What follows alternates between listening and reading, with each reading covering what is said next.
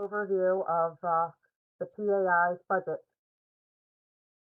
Good afternoon, everyone. The proposed FY25 budget for the Department of Permits, Approvals, and Inspections totals $13.1 million, an increase of $379,000 or 3% over the FY24 budget, excluding $1.5 million in the Metropolitan District Enterprise Fund, which the Council does not appropriate.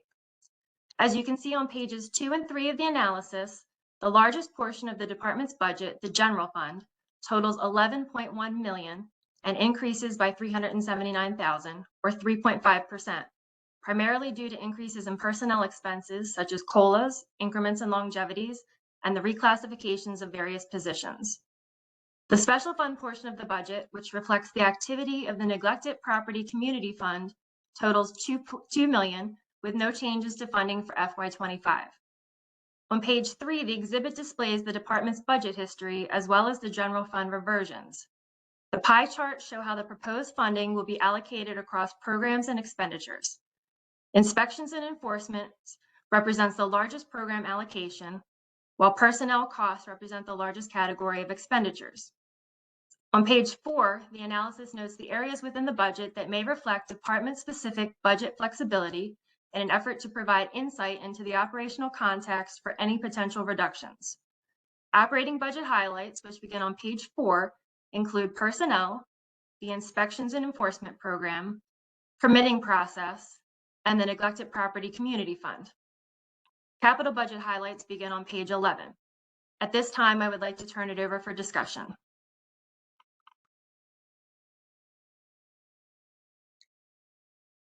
From the council members or from the agency, Ms. Kisper? The agency. Okay, thank you.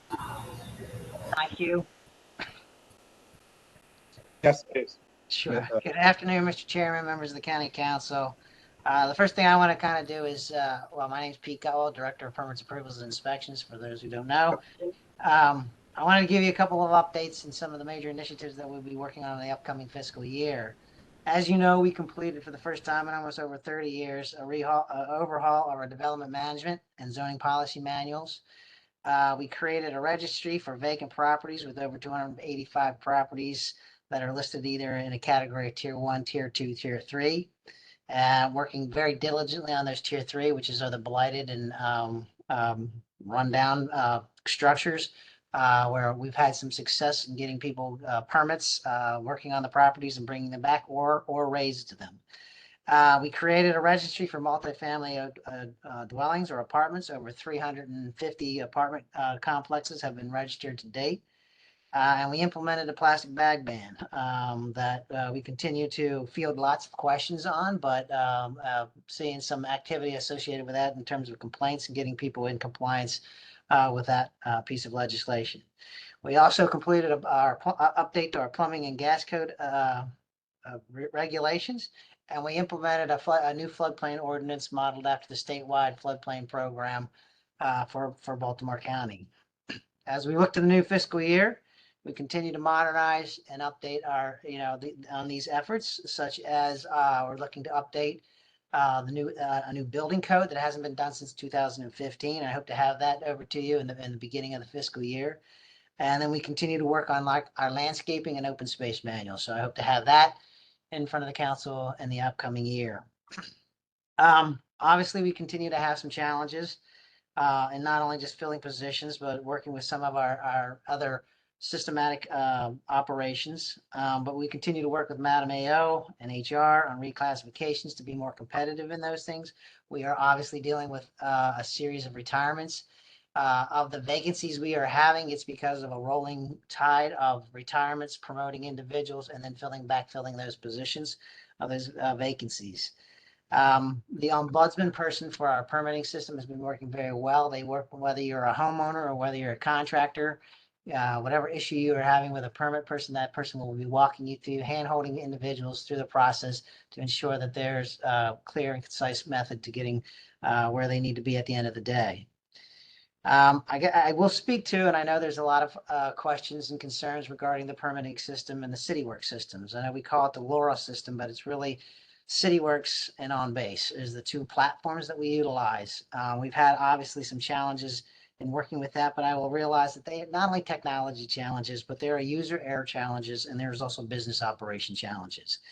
My technology challenges, we are dealing on a day-to-day basis with performances of the system. It continues certain things, and it's something, it seems like it's something a little different every day, whether it's not being able to find an address, identifying a property with the wrong address, you name it. It's just a little quirky things each and every day. User areas is an area of my frustration, and I expressed this with staff early in the year, but we seem to have gotten past this part. And I will share this story with you only because it shows you that we have to figure out about, we're continually working on making it a user-friendly type of environment.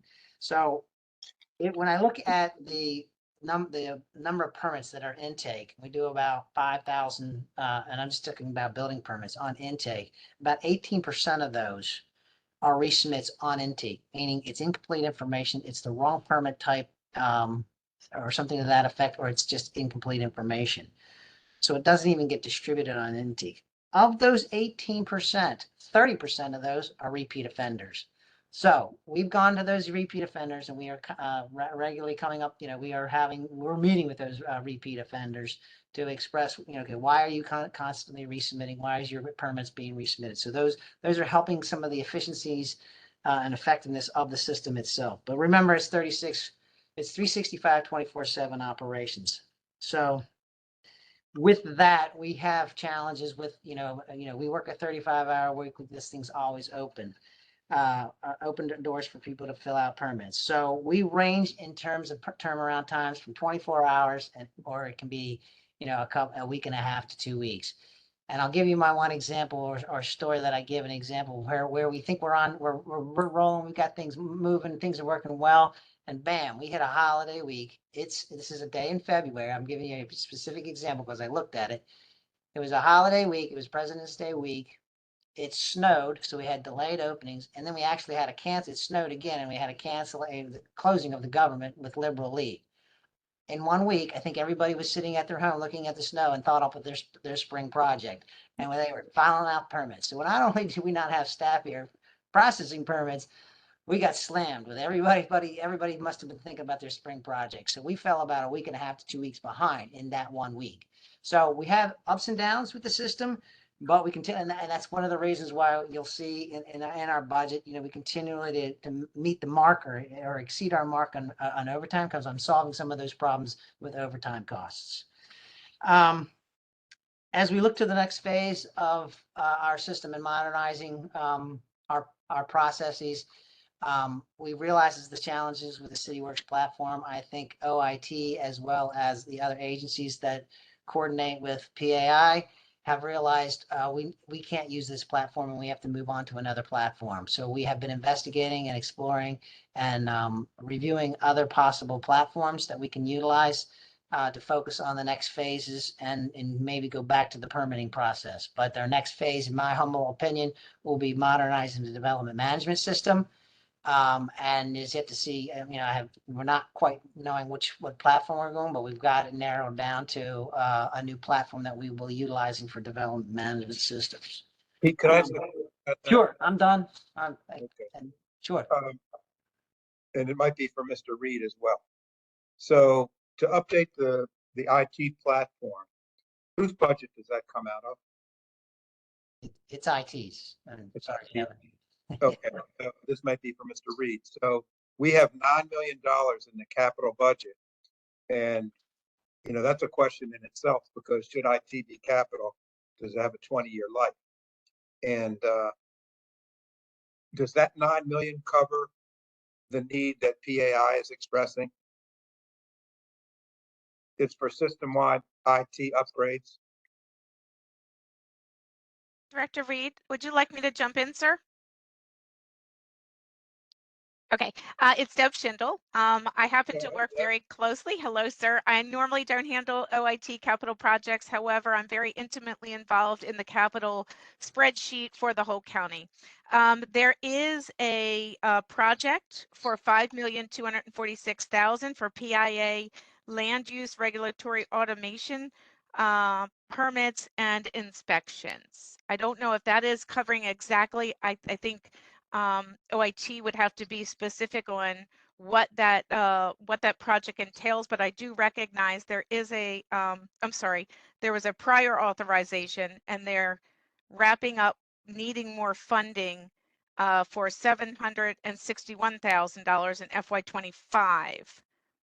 I don't know if that incorporates it, and Pete, I don't know if you know, but I do know that there was a specific line item for in the technology for the PAI. Okay, so I guess the question I have, thank you, Deb, You're is welcome, sir. that $5 million contract that you just spoke about, is that been encumbered through previously appropriated funds? Or does it have anything to do with, I think, the $9 million in the upcoming FY25 budget for computer upgrades or technology upgrades, I should say. I don't know if it's hardware, software, or what. The $9 million, sir, that OIT has in its tech fund is detailed in the FY25 bulk listing. It'll show you it's not just for that one particular project in line that Deb is speaking of 768, but a whole host of other ones as well. Okay, thanks. I'll take a look at that.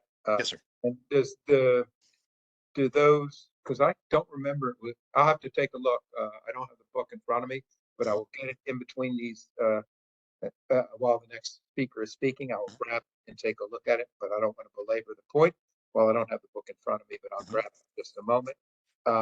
So that was my question. And Pete, I didn't mean to interrupt your rhythm there, but if you have any additional comments, go. No, that was pretty much the conclusion of my presentation. And I'll open it up to questions. I mean, we continue to work with each and every one of you on your constituent issues, whether it's code enforcement, permits, or plans working through our process. And we will continue to work with you and your legislative aides. And enjoy working with all of them. And hope we can continue to be assistance with you guys for your constituent services. So, Mr. Chairman, Yeah, go ahead. it's Wade. Hey, Wade. Hi, Pete. How are you? okay, how are you? Good. All right. Thank you very much. I apologize for being late. I just have a very quick question. Maybe you've answered it already. Do you have any long-standing vacancies in your agencies? So no, not really. We continue to, I didn't mention this, but we continue to have issues with specific skilled set positions like engineers and electricians. But as I said, any of the vacancies seem to be a result of retirements, promoting within, and then backfilling that position that became, because we're promoting that individual. So we've had a number of retirements over the past year. And then we promoted from within, and then that left that position. So it may look like that position is still vacant and has been vacant, but it's really not. It has not. It's been due to promotions or a rolling situation.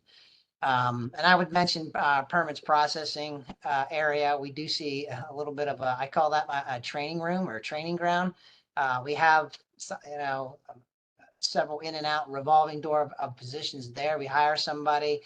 Then they get trained, and then they get the skill set because they know a little bit about everything that goes on in the county. So another agency either can promote them or find another position for them, or we lose them to the private sector or sister agencies, because once you come in as a permit processor, you get to learn a little bit about everything. So they have this enormous skill set after a couple of years of being here. So you'll see a rotating door there sometimes.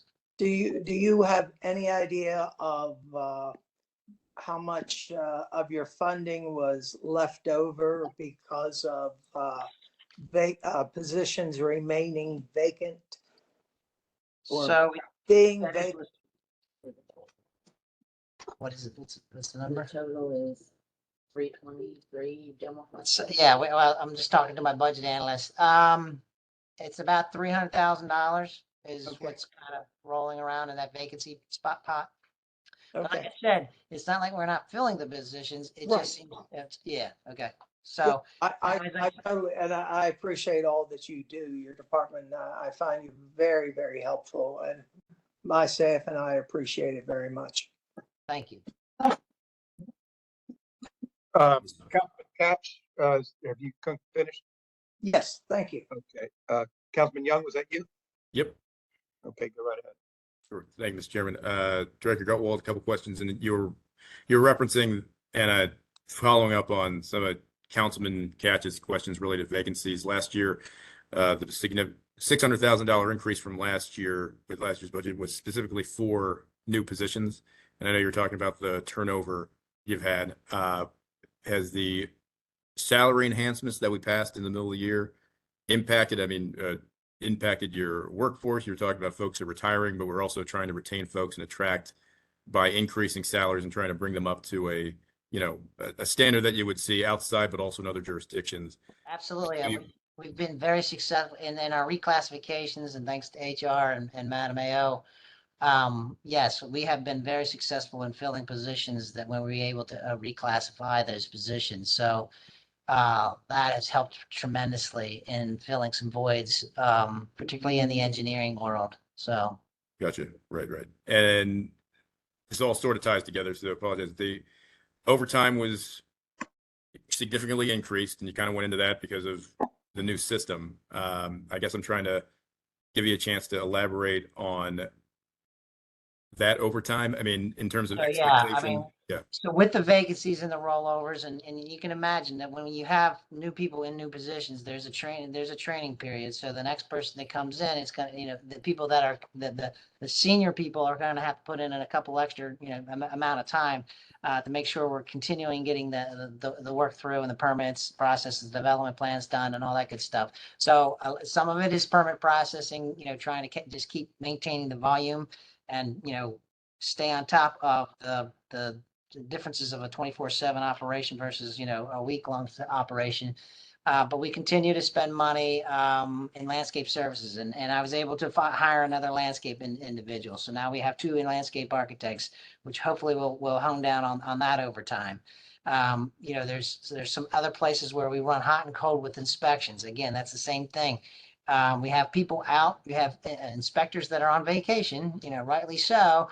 But you have the same amount of inspections being asked, so we fill that void with overtime, right? We hire, we ask them to put in a couple extra hours to maintain the level of inspections, even though you have holidays and people out sick, that kind of stuff. So, So it's indicative of the success of the online system too that you've moved to. I mean, more it is. people Yeah, access people it. can sit from their living room, couch, and So I guess, and maybe, again, you don't have to answer right now. It's more of like a moving target here, but as you have folks that are able to access and request permits easier, which is exactly what we want, other than salary slash personnel increases, are there any other strategies to try and hone back on? I mean, you mentioned about hiring more folks, and obviously people are on vacation, but other than filling positions, is there any other strategy you guys see with bringing down that overtime? So the strategy is, as I said, I think it's coupled with meeting with the end of the issues that we're having with the technology and people getting used to the system. We still allow people to come in person. We still have 3 kiosks out here in the lobby where people can come in and walk through a permitting process Right. with a permit processor. So we're providing those. So it's actual interface and connect dialogue going on with the individual and walking them through the system. So in those areas where we don't have to constantly follow up, double back, and track with permits, that makes it part of our business operations. We get a little more efficient, and the overtime I'm hoping will go down as we get more proficient in that, and people get used to and realize that they don't have to sit at their living room. If they're having problems, come on in. We'll sit down with you. We'll walk you through the permit or whatever the case may be. So Right. I think all of those strategies, in our business operations are helping cut down on some of that stuff. And like I said, other areas, when we start filling those positions, I don't think we're going to have to, when we start filling those vacancies and the people get used to it, I always look at it this way, for the first year, you always have somebody who you're kind of hand holding, but after the second year, they're sort of on their own. They get a little more autonomy, and we get a little more efficient. Right. And I appreciate you going into detail on that. Last question related to the LoRa system. It was scheduled or predicted to be fully implemented at the end of calendar year 2022. And I know the chair already brought up that the funding isn't with you. it's with another department, but in terms of operation and standing up, are we fully stood up? Because at this point, I'm seeing like $1 million overage from what the expectation was So of the full program. not when you, I mean, I can't really speak to it budgetarily wise, Sure. but I will speak to it from a process and practical side of, what we do. There were multiple phases. I think it was 8 that talked about looking at each one of the processes that we deal with, the built environment, if you will, including but also including like code enforcement, which already has its own system. There's code enforcement. So the only phase that we really have gotten through is the building permit phase, which would have been a later phase, but for the fact that, we had to get off the mainframe. So there's that cost savings that I think OIT will speak to, that you don't have that $700 and some $1,000, ball to deal with. So we got the next phase. The biggest phase is going to be, to me, is going to be development management, because that's still completely in paper format. Mhm. And we're way behind the rest of the world in that, because, there's not a engineering firm that does anything literally in paper. It's all CAD, right? So we need to get moving on the development management system. I don't think we're going to lose everything we've done with CityWorks, but I think the next phase will be working on getting that. There are multiple phases within the original structure about development management. I think we're going to look at that holistically and Mhm. combine that together. I'm hoping. And just, Licensing was another one that was a sub phase or another phase, and we did do that piece. So I should say there's a couple of phases that have been done with currently. So the trades licenses was another one that got completed as well. sure, ongoing conversation beyond this, with just 8 phases, how many phases are complete, and if the original expectation was implementation by calendar year 2022, what the next or new projection would be. We can talk offline about that. But Okay, sure. I appreciate it. Thank you, Mr. Chairman. Sure. Councilman Jones? Thank you. Mr. Chairman? I think Councilman Jones had his hand up for a little Yep. bit. Okay. Councilman Jones, you're muted. Councilman Jones, I think you're muted. Councilman Jones? I think, So he's jabbering. can you guys hear him, or is it just me? I can't hear him. Okay, Councilman Jones, you're muted. He cannot be unmuted. I'm not sure how he is connected to the meeting, but I just tried unmuting him manually and it doesn't work. Chris, if you could, and then go to Councilman Marks while we're trying to get him on. I noticed that Certainly. Mr. Jones is on twice. Yeah, let me see if I can get him working, and then I'll get back to you. Okay, Councilman Marks, you had some questions? Thank you. I will echo my colleagues that you provide excellent customer service. Thank you very much, Pete. I have one very quick question. Last year, the council passed 2 bills dealing with trying to clear unsafe structures. One was the administration's, and the other was a bill that Councilman Crandall and I sponsored. Can you, and I think the auditors have also asked about this, can you speak generally as to how well we're doing in clearing unsafe and derelict properties? So we've had a couple of successes. Two we have raised. Two others we have secured and utilizing. And one right now we're moving forward faster than I've ever moved before with basically that unsafe structures bill. All I had to do was post it, and I was it was wonderful, because we're getting ready to raise that structure as well. Of the other ones, like I said, there's about 30 other ones that we have on our list that we're working with. Every one of those are in some form of, we're in contact with the property owner. They either are working through their engineering, or they have already submitted permits. So it's been, in my opinion, very successful to have movement on any one of those structures. I mean, Poles Road was one we secured. Biddle Street we raised. We're about to raise 32 Back River Neck Road.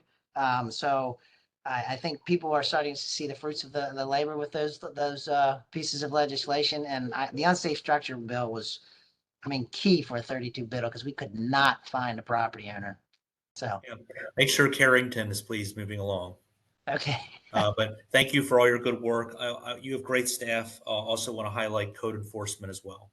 Thank you. Thank you. Okay, did we get Councilman Jones back? I was able Yes, to I'm unmute. here. Yeah, Okay. I was Yeah. gonna say, I was able to unmute him. Okay. First of all, Director Gutwall, I guess wanted to take an opportunity to thank you and your staff for all your hard work. You and your staff have always been responsive to me, and I've always taken pride and pleasure and relief that when people come to me with issues and concerns, I can send them your way or somebody in your office, and they take care of it. So I realize that there's been circumstances and things beyond your control, but I do want to take this opportunity to thank you and the hard work that you and your team put in. And I really appreciate it. There's been times that it's been on my mind, so I had to do something. So I text you and I'm expecting a call like Monday, and yet you call me Saturday afternoon anyway. So I guess want to thank you very much. Appreciate it. Thank you. Sure. Okay, any additional questions? I have a question, Chair. Go, Councilman Ortel.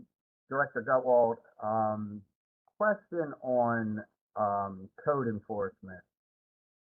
It doesn't look like we added any additional positions there. Is that something that you feel we need, or is that something for the future, or we didn't have money, or what? I mean, 'cause from my perspective, we seem to be spread pretty thin in code enforcement. So last year, if you remember, we got 2 new positions. Ironically, as soon as we got those hired, we had about 3 retirements. So I at this point in time, I think, I need to get it fully, running on all cylinders before I would ask for another position. But I think we're doing okay with the current positions we have. But I will be back to ensure to let you know if we're having problems. But right now, I think, we've got to get working on all cylinders, because once we got those 2 positions and you had some implementation, the plastic bag ban didn't get kick-started till November, if you remember. So we're starting to see some activity with that. So, I mean, we'll keep an eye on it, but I think I'm okay right now because I need to see how it's working with all cylinders running. So thank you for that, though. Absolutely. Are we one short right now? That we I think haven't we're been able to I think we're hire? 3 short when you talk about, so you have to understand, You there's said you code hired enforcement, 2 and then you lost 3. right? Good retirements, and I'm about to lose another one. So when you look at code enforcement positions, that's lumped in with my trade inspectors, as well as what I'll call, code enforcement versus inspectors, and they're all under the same classification. So I think there's actually 2 positions in code enforcement, and about another third one that's about to open up as well. In terms of that code enforcement. So there's 2 other positions in what I call inspections, trade inspections, that we also have to fill in. So does that answer your question? So Yes, and working on it. one additional question: is liquor board under you as well? It is not. Okay. Everybody thinks it is, but it's not. It should be. Who is that? It's actually under the administration. It's Deputy Administrative Officer Sid is responsible for that division. Okay.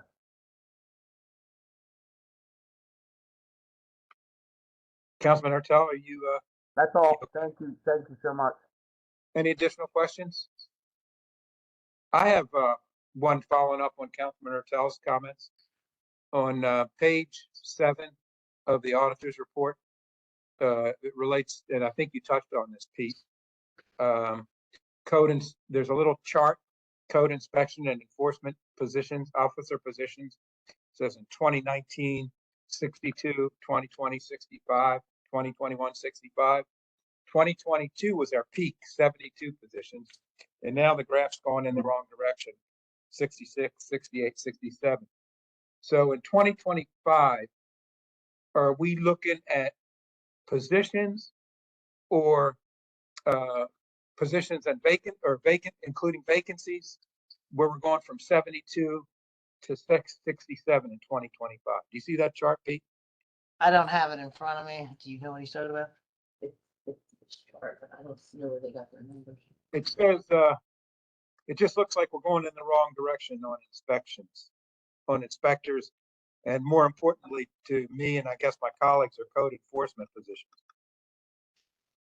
So I can tell you, I mean, I don't know what these positions I are. can I share my screen? I can see it. I have it in front of me now, but I don't know what the numbers are reflecting because I could tell you the number of actual officers, if you will, because remember there's administrative staff and all that kind of stuff. So we have moved around some administrative positions, but the number of officers have not changed at all. The number of enforcement officers that are out in the field, we have not changed. We have upgraded some office and administrative positions to like a legal secretary because we needed that to deal with the hearings of code enforcement. So we modified that position so it doesn't fall under a code enforcement position possibly, but it's now a legal secretary because we hired a legal secretary to deal with helping the ALJ in writing the orders and that kind of stuff. We needed to raise the level of class of that position. So I don't think the number of actual positions in any one of my code enforcement sections, either down, either inspections or upstairs, has changed at all. They've been modified, reclassified into another type of position in order to reflect the position of what they're actually doing. So they're writing orders for the ALJ for code enforcement is one off the top of my head.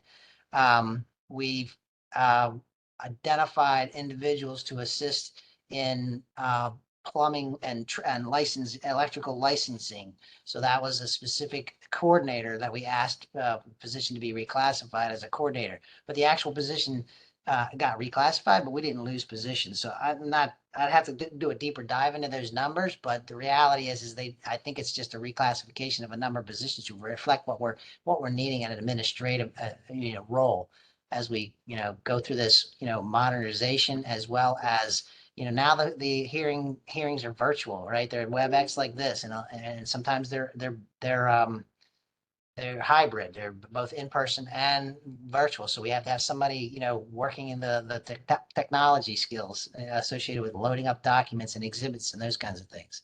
Does that answer your question? I mean, I can do a deeper dive. I'm going to ask audits if the auditor's office can work with you to do the same exact chart with just code enforcement officers. I mean, officers that are out in the field responding to citizen concerns or issues that, because these are I don't want to speak for all of my colleagues, but I know in my district, the most issues we have interface with your team is with inspection officers, code enforcement inspection officers. So if we could see the number in 19 and 20, 21, 22, 20, 24, 25, just for code enforcement officers, that would give us a good idea of how we're doing. Mr. Chairman? Yes. And if I could also add, if on page 4 and 7, it references 6 vacancies under code inspection enforcement officer, just if we get a clarification from auditors, just Director Gutwald, you had mentioned 3 positions. So, I mean, if like you're saying, there are different classifications that you're referencing, it's in the notes we have, it says 6 vacancies, you're referencing 3. Just be good to get an accurate number. And I'll say, I can speak to that because I can tell you at the time and point where we probably provided this information to OBF, we've since, Right. Filled the positions. So it's really, I mean, I just checked it with my folks. It's 4 now, right now. Yeah, as of March 31st. Yeah. So gotcha. Yeah, right. It's now May 2nd. So right. So that's the difference there. So it's a moving target, right? Well, you're doing a great job, Pete. You really are. I mean, we count on you all the time when we're out in the field. We get so many issues that are related to that your agency can resolve. So thank you for what you do. Thank you. And I just got one more question for Mr. Carpenter. Back to this, I have my capital budget book with me now, and you were right, Matt. All of these projects are articulated in the budget in the page 166 of the budget book. And Deb Schindel was the spot on as always. 5.2 million in previous. It's 761,000 in the upcoming funding. So all that works out. I guess I have one question, Mr. Carpenter, on the same allocation. It has 1.379 $1,500,000 For contingency. Yes, sir. for contingency. What is contingency? Contingency, and could be more closely defined by OIT, definitely when you bring him in, most likely, as in general, all during the year with OIT that this goes through, many things pop up, different projects may run over, emergency projects happen, things break and so forth. That they always try to have some degree of amount of contingency to be able to address those so they're not robbing Peter to pay Paul in inconsistent activities. Do we have a track record on the success of that contingency fund over the years? Like, was last year, was it 80%? The year before, was it 70%?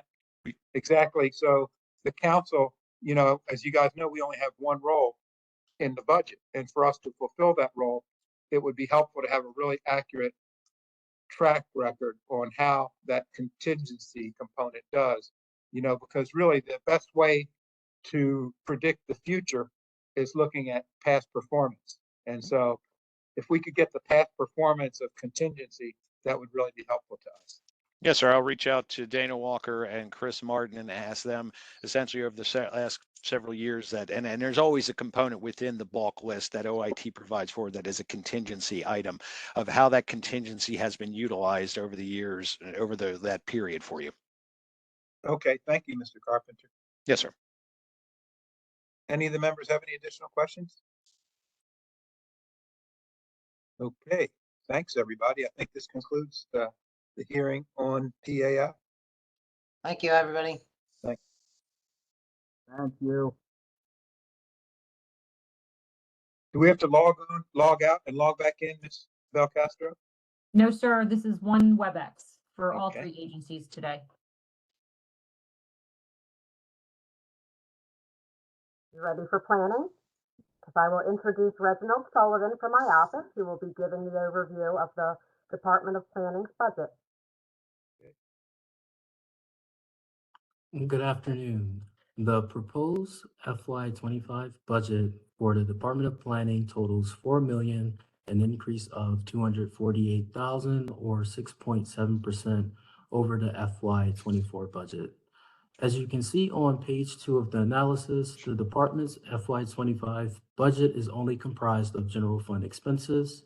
The $248,000 or 6.7% increase is primarily due to increases in personnel costs, such as the addition of planning board member salaries, COLAs, reclassifications of pay grades for planners, and increments. These personnel-related increases are offset by decreases in other operating expenses. On page 2, the exhibit displays the department's budget history. On page 3, the pie charts show how the proposed funding will be allocated across programs and expenditures. Community development represents the largest program allocation, while personnel costs represent the largest category of expenditures. On pages 3 and 4, in an effort to provide insight into the operational context for any potential reductions, the analysis notes the areas within the general fund and capital budgets that may reflect department-specific budget flexibility. Our analysis concludes that the department's operating budget flexibility is very low.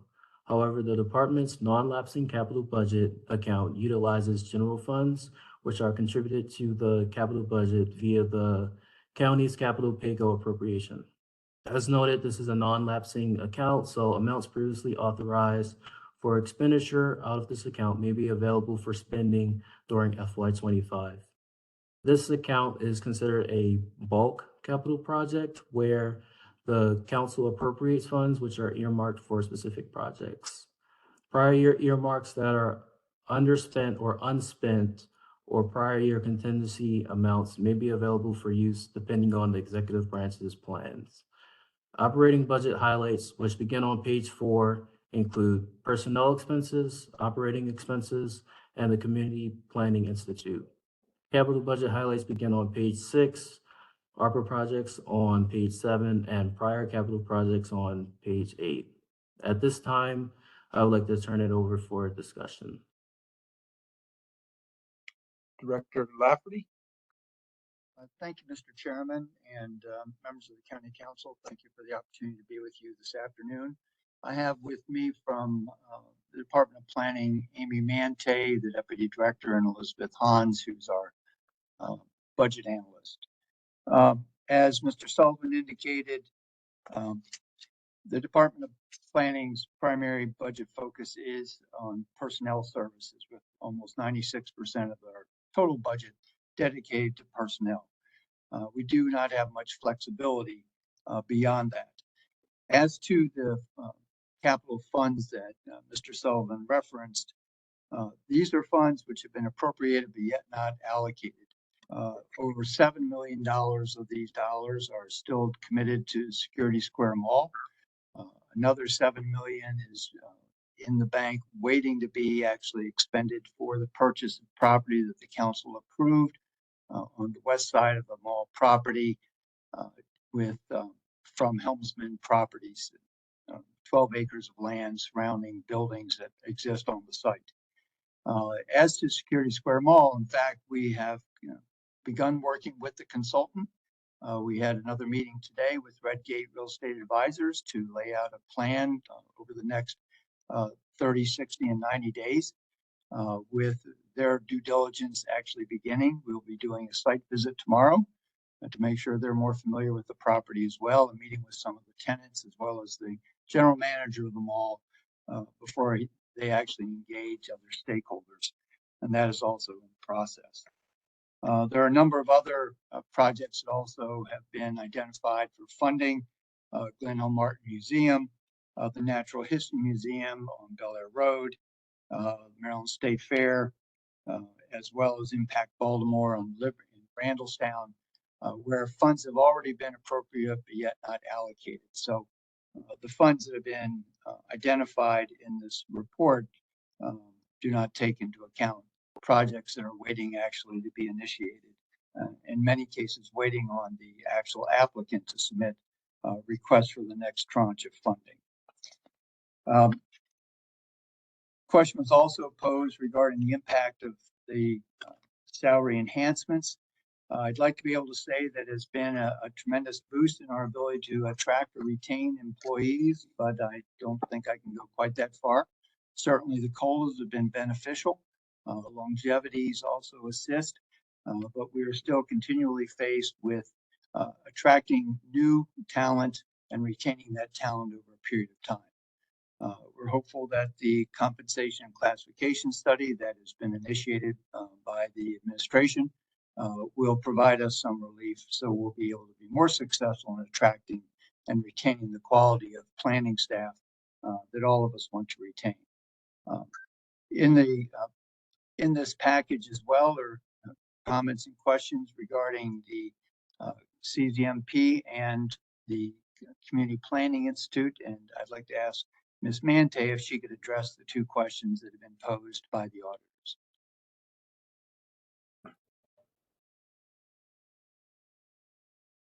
Yes, I'm having a little bit of a problem with my laptop, so let me know if you can't hear me.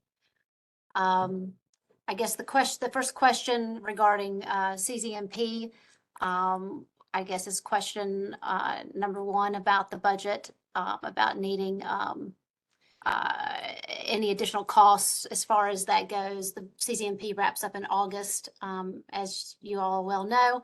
And so after that, we don't really have any additional costs until, I guess, the beginning of the next one in 2027 for CZMP 2028. There were some questions about the Community Planning Institute and sort of the number of applicants. We always have this question every time we start a new cohort. We're doing 2 cohorts a year, one in the spring, one in the fall. We had 22 members of the cohort last spring. This spring, which actually starts next week, we're looking at about 25 people. We had offered some opportunities to applicants who then said they couldn't make the schedule. We were able to reach out to some other folks who maybe did not initially score as high. I think some of the questions about recruitment, we're continuing to work on that. The department has, for the first time ever, our own social media account. And so we're working with outreach using that, obviously for other things in the department, but also the Community Planning Institute. So as the cohort starts next week, we'll begin to post things, just kind of what's going on with the group and what they're learning about as that goes on, for the month of May. So I don't know if that answers your questions in particular, as it pertains to the applicants. I know there's always more applicants than we have spaces for, but I do think we're slowly moving through at least the majority of folks who continue to express interest. I think one of the things that is always a struggle is that, we do have an application. There are questions. Some folks answer those questions maybe more thoroughly than others, but the questions are all we have to go on when we score. So we really are looking at their answers. Do they look like someone who would benefit from the program? Someone who's looking, who's maybe new to community engagement or new to being in a community association or wanting to lead their community in some way, and really trying to understand how the county works, how the Department of Planning works. I'd like to thank the council members for their assistance in helping to identify potential applicants. We're always pleased that we have two or three times as many applicants as we have actual seats to accommodate everybody. And as Amy indicated, what we've seen is that a number of the individuals are attending the budget town halls, have attended other events, have reflected on how they have now become more engaged in the community, which is exactly the intent, so that people are more knowledgeable and can utilize that information to better serve their own communities. During this past year, we have had 3 sustainable community renewals. These are required every 5 years. This has demanded a lot of attention, not only from our community planning staff, but fortunately we've been successful in getting support from the other agencies as well. We will have 2 more renewals this coming year. One is for the Northwest Gateways, and secondly is for Towson. The 3 that we have completed were Dundalk, Reisterstown, and also the Hillendale, Parkville, Overley area. Each of those presents its own set of issues, but we've been able to bring forward a lot of community participation to support us. As you all know as well, and Amy also referenced, we will be wrapping up our own side of the CZMP process on the 16th, when the planning board convenes to vote on its final recommendations to the council. And then that'll be transmitted to you for the work that you'll undertake. And let me make a plug, if I may, that once the issues do come over to you, please feel free to reach back out to us to help us map any of the issues that you've already addressed and you feel comfortable that you will be recommending, because those of you who've been through the process know it takes quite a while to map all the issues accurately to reflect your desires and your recommendation or your decisions that you'll be voting on at the end of August.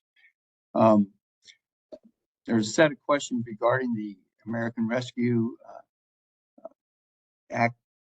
Rescue Plan Act funding.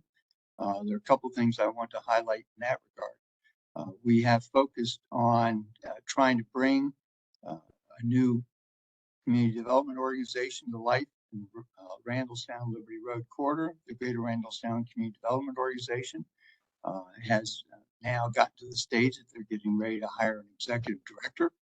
I want to thank Councilman Jones and Councilman Patoka for their support for this initiative. Having a community development organization as a partner is going to be invaluable to us as we try to bring about some business improvement as well as some other improvements in the corridor. This should be enhanced by $430,000 in state funds that we've received for facade improvements. And in the FY25 budget is additional requests for funds that the county executive has added to help us as well with other property improvements in the corridor. We've also been able to provide ARPA funds in Essex to help their community development organization really launch some significant and terrific work I believe that Chrissy Erb and her team have really started to make some great strides to begin and to work with the property and business owners and residents in that community. Additionally, we have funds for a community capacity building initiative. Contract that you approve for Maryland nonprofits allows us to begin training and workshops, individual and one-to-one trainings with community-based organizations in the county. Some large, most of them fairly small. There have already been 2 grant readiness trainings, and another grant writing workshop has also been conducted with the ARPA funds that we utilized. On the capital side, we're working in Woodlawn Village and also in Essex on streetscape projects. We have a firm that's just about wrapping up its design work, so we'll be able to go to construction, we hope, before the end of the year. We've also been able to utilize ARPA funds for the Commercial Revitalization Action Grants. Fortunately, that's enabled us to expand the amount of funds going into some of the neighborhood business organizations, such as the Catonsville Chamber and the Essex Chamber, Gateway Chamber, Towson and DRC, to make some improvements in those commercial districts. I think with that, there are a number of capital projects that we've initiated. One of the things I do want to point out is the county executive has enabled us to establish a facade improvement program out of our countywide improvement account, which is a bulk account. But we asked the executive if we could segregate funds directly for facade improvements. Monies, and this is reflected in the package, have gone out to business groups, and they will be working with individual property owners in their districts to make improvements. Secondly is a community improvement grant fund, which has monies not only to help larger projects, but really to engage residents and provide opportunities to provide some smaller but often very meaningful improvements in their own neighborhoods. And with that, Mr. Chairman, more than happy to entertain any questions that members may have. Thank you, Director Lafferty. Do any of the members have any questions, comments, or thoughts they'd like to share? Mr. Chairman. I think Councilman, again, Mr. Marks, Councilman Jones had his hand up, but we'll get right to you. Director Lafferty, thank you so much for the presentation. I do have a quick question. Someone asked me yesterday, as a matter of fact, they were asking about the executive director position, and they wanted to know, was that a county position or would they be paid by the development authority? And I said I did not think it was a county position, but I would double check. Thank you for the question, Councilman. The money has gone to the Greater Randallstown Community Development Organization, and so they are hiring. It is not a county position. It is ARPA funds that will help fund the position, at least at the beginning. And we are involved in the interviews, but it is the GRCDO that will be hiring the individual as their executive director. Thank you very much. That's the way I thought it, and I appreciate the answer. Thank you. You're welcome. Councilman Marks. Thank you. Director Lafferty, can you provide an update on the White Marsh planning effort? Yes, sir. We are, I believe I indicated this at the time we brought forward the Redgate contract. We put an RFP on the street to retain a consultant to help us get the small area plan initiated. No one responded. We didn't get any bidders to actually undertake that. We worked with purchasing to find an alternative strategy that we could recruit or identify another vendor.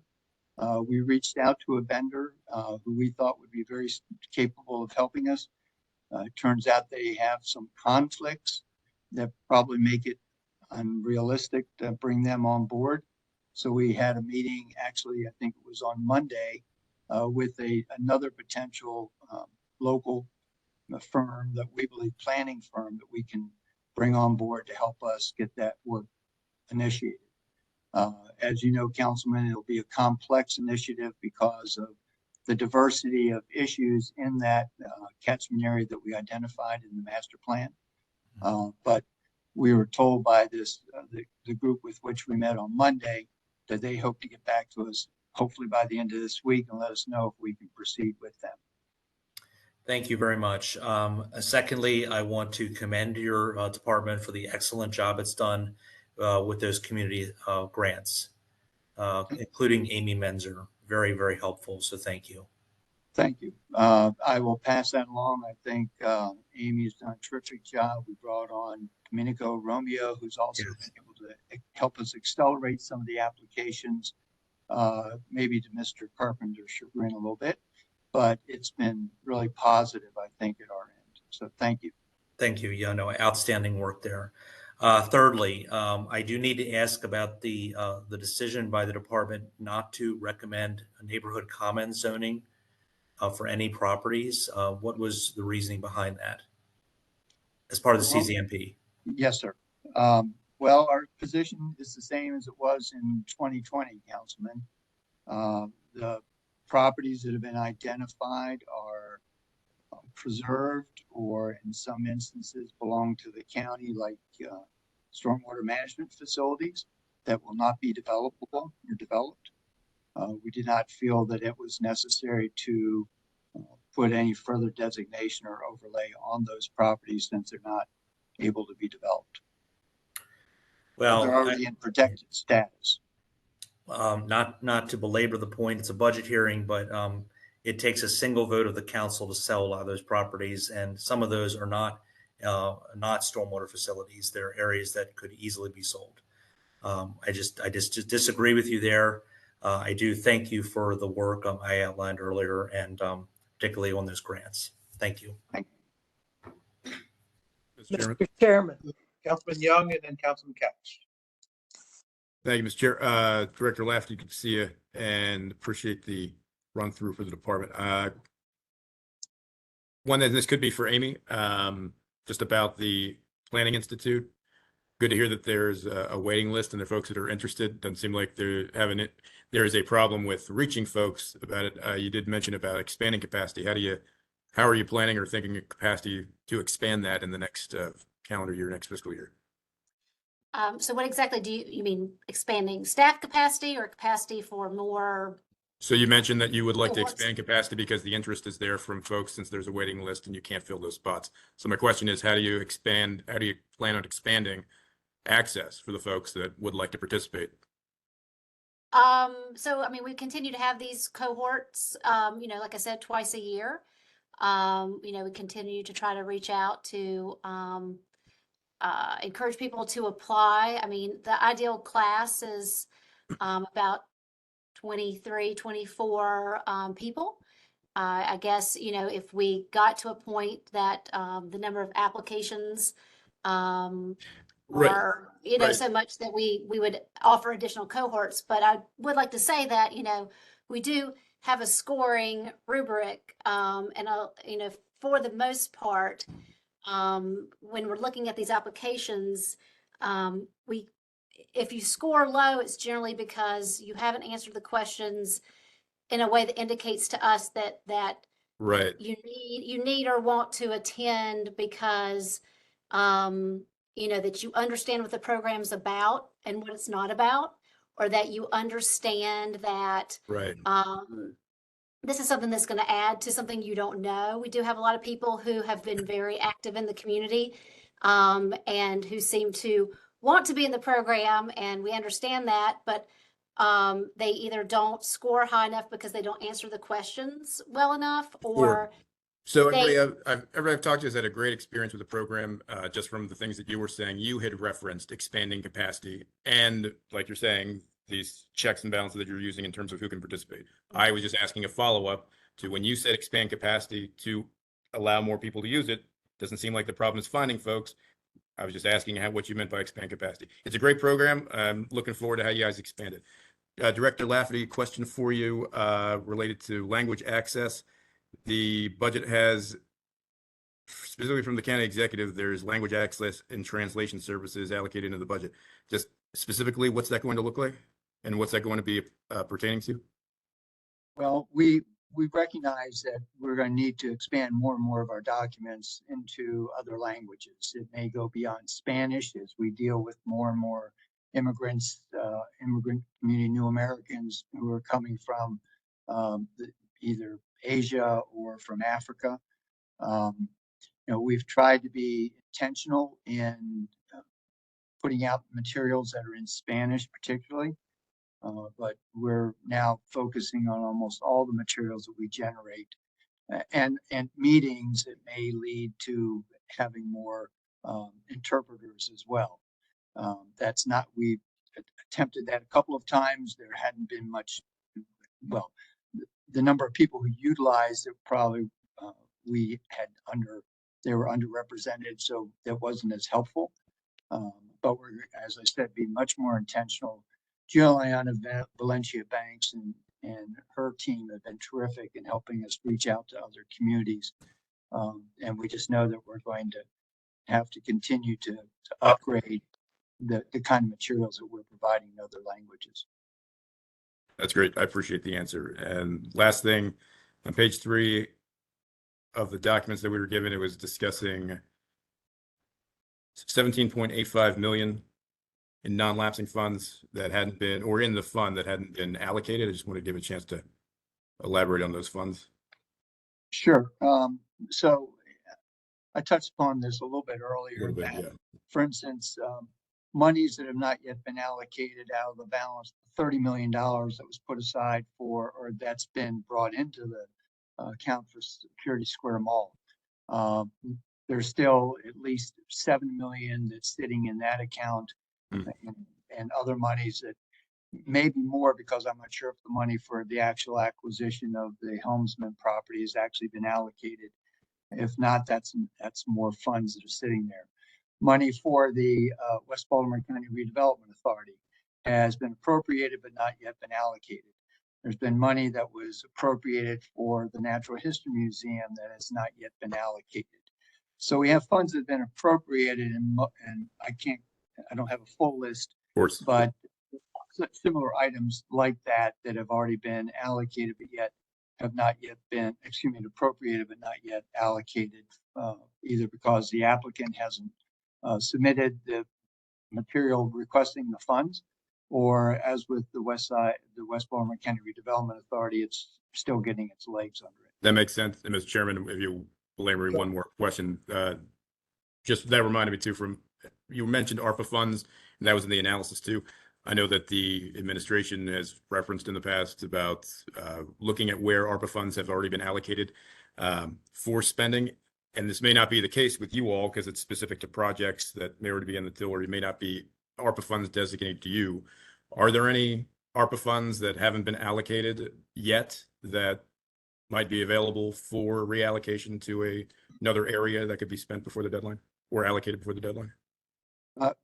I know that's a conversation that the executive is having with his senior staff constantly as sort of priorities shift. I'm certain that the Key Bridge collapse has also caused some rethinking to see if there's any resources that need to be redirected. We have had conversations about some additional appropriation to help some of the organizations that we work with, but we don't have anything definitive yet. No worries. I appreciate it. Absolutely, the programs that are referenced are tangible. I think that there's been, general conversation about ARPA funds being allocated to things that are less tangible. So appreciate your work on that. And thank you for the time. Mr. Chairman, appreciate it. Thank you. Thank you, Mr. Chairman. First of all, echoing Councilman Young's comments and others about the Institute, I have gotten nothing but praise from people who attended the Institute, and I really appreciate the job that you did there. You know that this year has been challenging for all of us. We have just been through the Master Plan 2030, and at times it was a little rocky. What I'm interested in, as you know, one of the most important jobs that we have as a council is the CZMP. And what I'm interested in is, I guess this question is to Amy, a little more specific in regard to what support the office will be providing for the council members in regard to the CCMP, and a general idea of the calendar.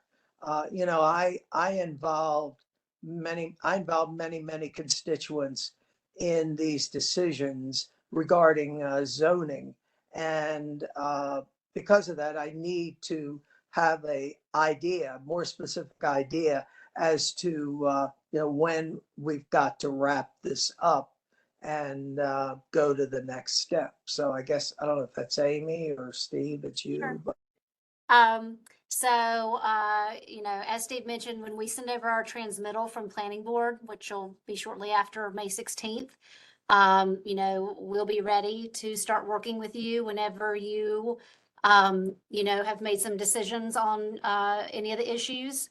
I know the council has public hearings in June, so you may want to wait until after that to reach out to us. We do only have 2 people, maybe 3, to map all these issues. So the sooner you can get to us, even if you just get us a few at a time, we are very capable and good at tracking what we've mapped and what's still laying out there. So, maybe you already know,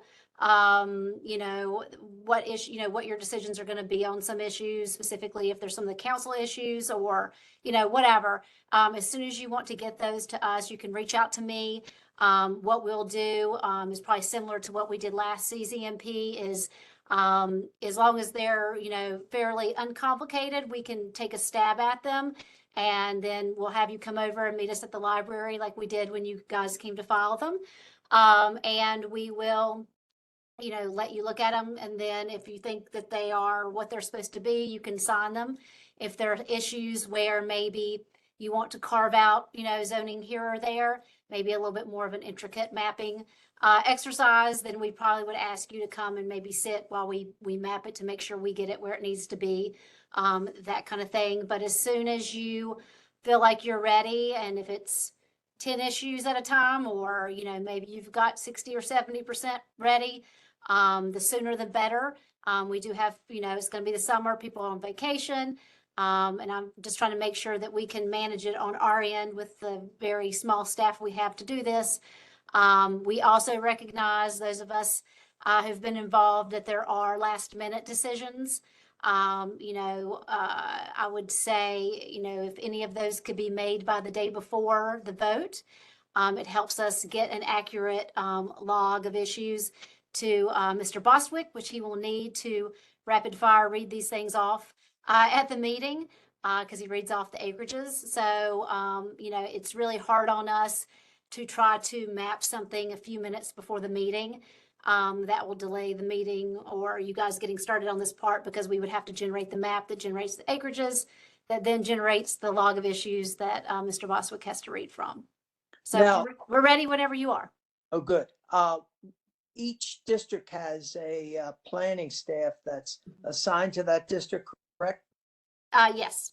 Okay, and will that individual be in the library when we're mapping these issues? At this point, we are hoping to let them transition to some other work. So it will likely be me and Jennifer Meacham or Chris Weaver meeting with you in the library. If, there's a strong desire to have the planner there, we can do that. But we're hoping to let them transition back to some of their community planning work and hopefully the small area plans. In 2016, the CZMP, what happened was, instead of us going over to planning, the planning staff that was assigned to our district and another individual would come over to our offices and we discuss it back and forth. And then in 2020, of course, we had the COVID situation, which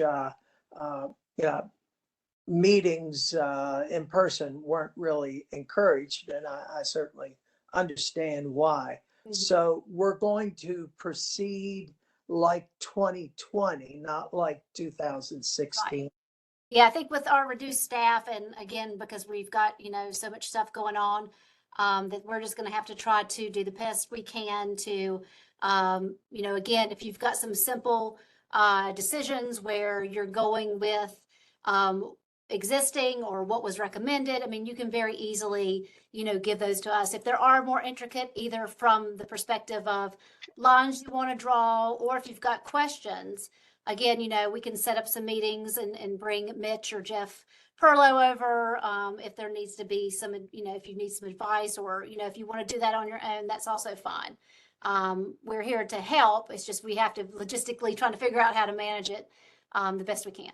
And you know that there are bills before the council that will create new overlay districts. Well, in fact, one of them did pass. And there's another bill regarding a zoning classification where there's been some changes proposed to that particular zoning issue.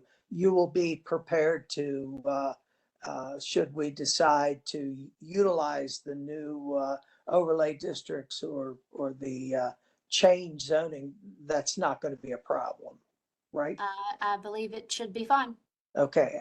Would there be any date that you would recommend that these changes be finalized in order to give your office a chance to update your computer program or whatever?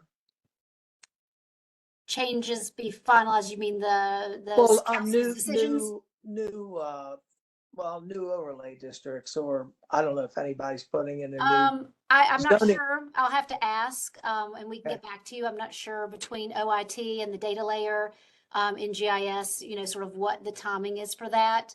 We'll have to coordinate with them to make sure that district or overlay or zone is in the options in GIS for Jen or Chris to select as your final decision. So No, that's kind of more of a out of my world question, but we can find out. Yeah, and please, you can let Mr. Bostwick know and the chairman of the council. I think that would be good, and all of this, obviously, because I know that we're all going to be under the gun before you know it. And we'll want to make sure that we have all our ducks in a row so that we can get this process completed in a timely manner. So I thank you and Steve very much. Thank you.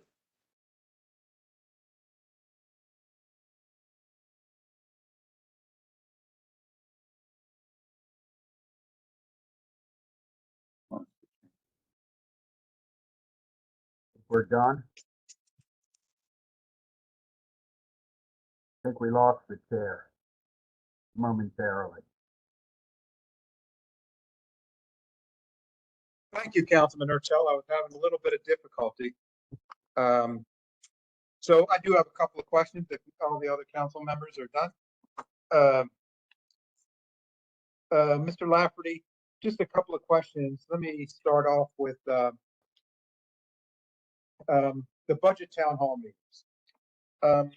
Question, how does your staff, so the county executive has these budget town hall meetings. What is the process for planning department and planning staff have the first shot, planning board, I should say, has the first shot at making recommendations to the planning on the capital budget? So what is the process for your staff participating in the town hall meetings so that when the planning board is assembling the first set of recommendations, that they have a sense of what happened at the town hall meetings? Could you go through that with me? I'm trying to just understand that part of the process. Specifically as to the capital budget, Mr. Chairman? Yes, because we have, well, I guess it's not just capital. I guess that would be kind of the planning role and less so on the operating side. Because at the budget town hall meeting, someone might say, we need more police officers. And that would not be something that the planning department will weigh in on.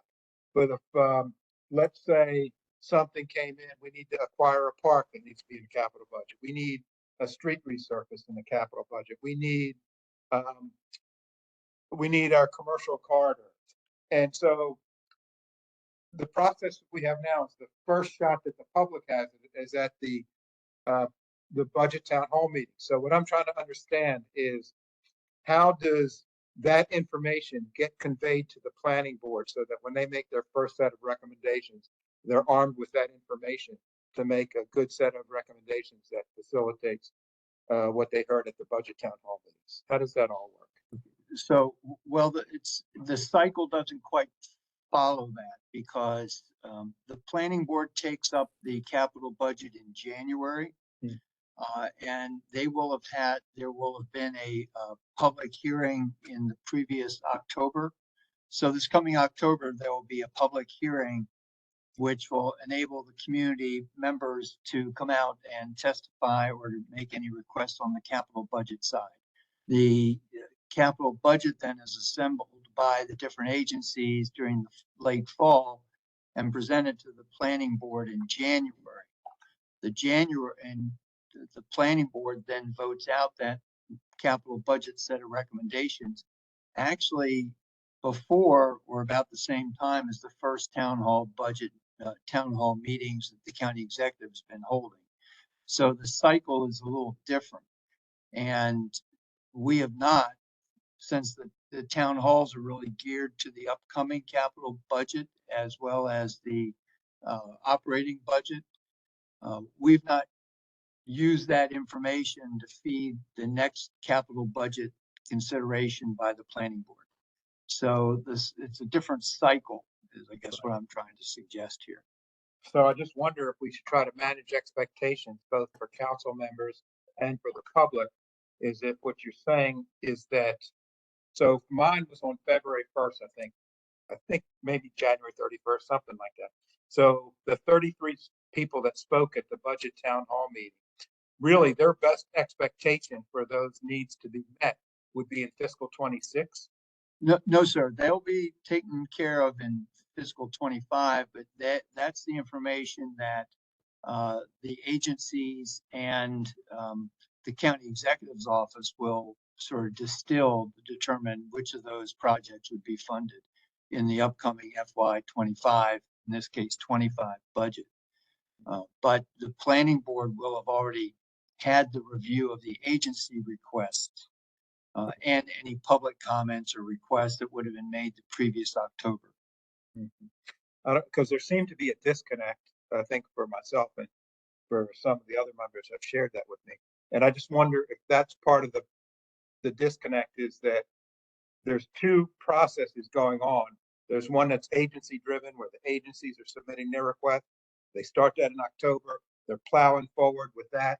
And at the same time, from a community side and from a council side, we're plowing forward from our early February town hall meetings, trying to get those activated.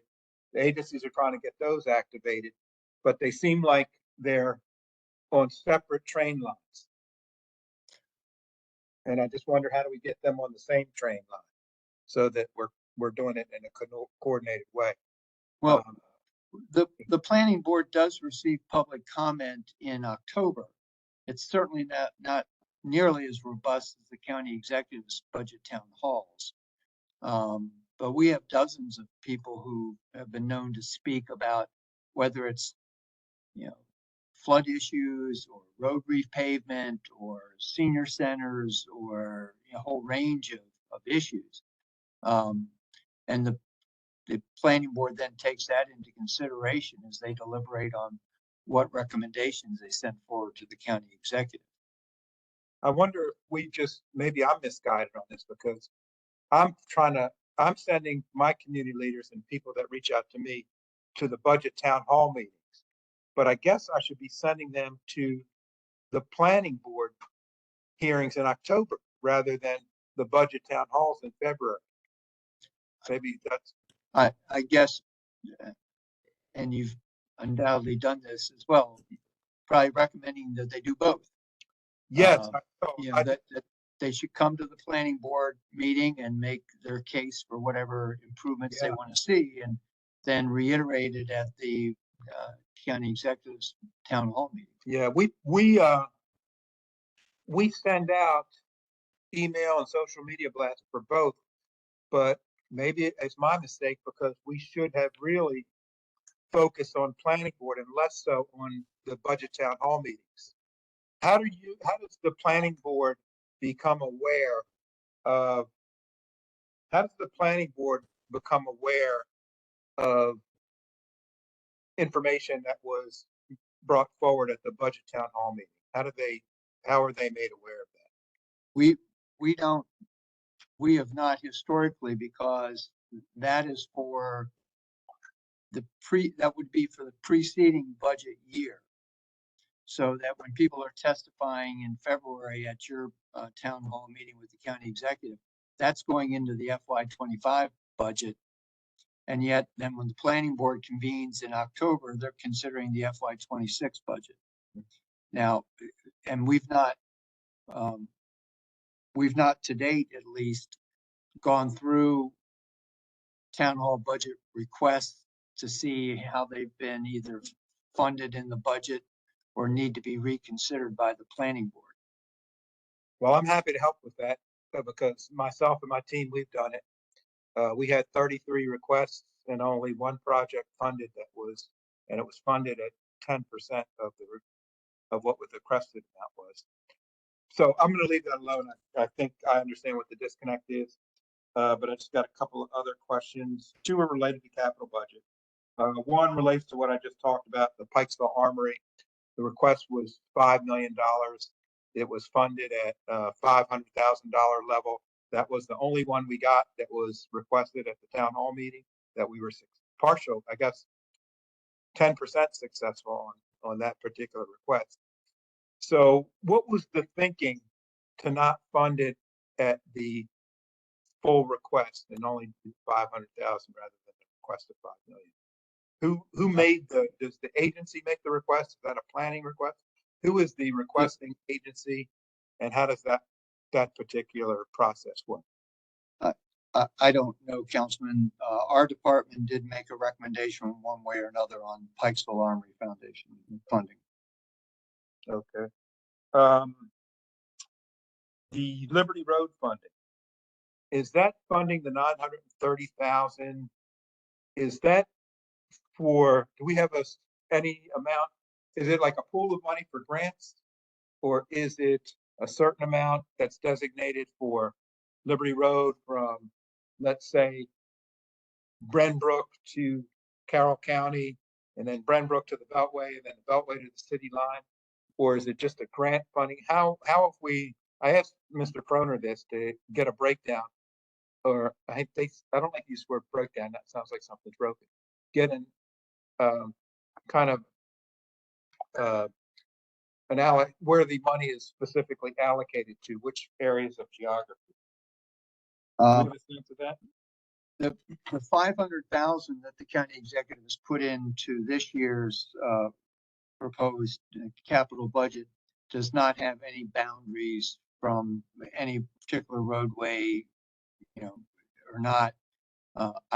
Frankly, I don't remember the 430,000 that we're getting from the state, if that had boundaries or not. Oh, I would have to is that a check. combination of state and local? Yes, that's a combination of the two. It's 430 has been committed by the state out of the monies that Speaker Jones was able to obtain, and the 500,000 would be county funds to be combined with that. And we have already committed to helping to implement that program and expect to work with the new Randallstown CDO as a partner in doing that. Got it.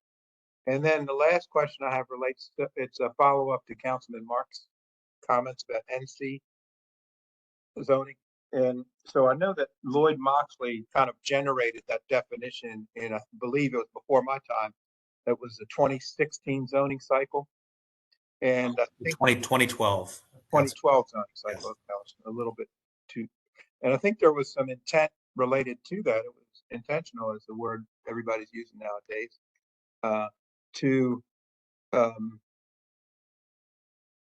because there was a need for that. And I guess my thoughts on it I've applied it.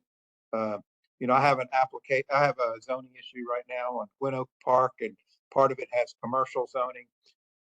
that I always wonder, like, let's say we had an economic crisis like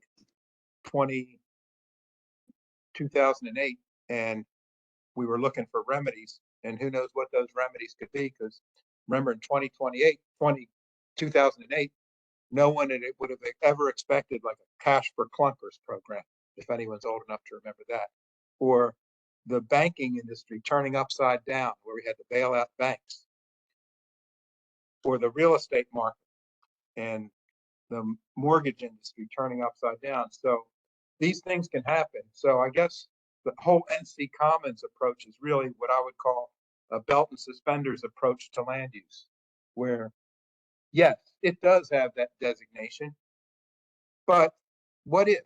And so what if, let's put on our belt and let's also put on our suspenders to land use. And so I would just encourage you to share that with the planning board as they deliberate over their recommendations. But I share Councilman Marx's concerns on this, that it's there, it's legal, and it's a tool we should use to protect our land going into the future. So you don't have to answer that. I'm just going to put that out there because I think it's something that it's a fair consideration. Councilman Patoka, can I have one more thing very fast? Absolutely. And I don't expect a response from this, but I thought some of the comments made by the planning board members were highly unprofessional. The fact of the matter is that council members have the right to raise as many issues as they want. I was singled out. It is our right to recommend those, and that's why the voters elect us. I don't expect a response. You probably shouldn't because you're professional staff, but I just wanted to put that on the record. Thank you. I do have one other question. You talked about outreach to non-English speakers, and I think that's great, Steve, Director Lafferty. Do you have that in place now? Do you have a component that help? I'm trying to understand what the county's capacity is. I know we have Juliana, and I didn't know if any of the individual agencies had that capability to reach out to our growing Hispanic community. We're fortunate that we do have some individuals who speak Spanish and some that speak other languages as well, French, for instance. But I believe it's an enterprise-wide push by the county executive. We've been able to hire translation services basically on one-off as we've needed them. I anticipate this is going to be a broader effort, and hopefully we'll expand the number of languages that we can access as well. But yes, we've been fortunate that we've had some staff that, even though it's outside their job description particularly, have been willing to help us with the translations to make sure we get materials out to the community. Excellent. Thank you, Mr. Lafferty. Any of the other members have any additional comments, questions, or thoughts? Okay. I think that will conclude this budget hearing. Thanks, Mr. Lafferty. Thank you. Thank you very much, Councilman. Thank you, members of the council. Thank you. All right, for the final hearing today, we have the Office of Human Resources, Division of Diversity, Equity, and Inclusion. And from my office, I have Raven Vincent, who will be giving the overview of the budget.